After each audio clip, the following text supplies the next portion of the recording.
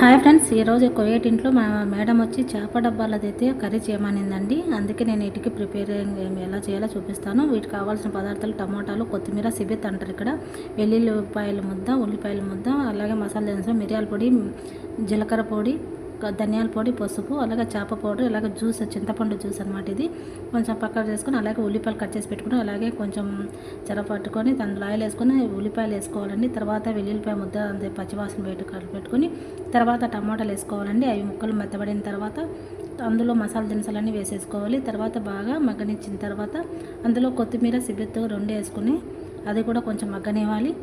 తర్వాత అందులో మనము చేప డబ్బాలు అయితే వేసేసుకోవాలండి. మనకు ఇవి ఎక్కువ ఉడకాల్సిన అవసరం లేదు. చేపలలాగా ఇది ముందే ఉడకబెట్టినట్టే వస్తాయి అన్నమాట చేపలలో. అలాగే కాస్త ఉప్పు వేసుకోవాలి, ఎక్కువ వేసుకోకూడదు. తర్వాత వచ్చి మనం కలిపి పెట్టుకున్న చింతపండు జ్యూస్ అయితే అందులో పోసేసుకోవాలి. ఇలాగ మనం 30 మినిట్స్ అయితే ఉడకనివ్వాలండి. ఆ తర్వాత అయితే మనకి మంచిగా టేస్ట్గా వస్తుంది. ఇది అండి ఈరోజు తోనా డబ్బాల కర్రీ.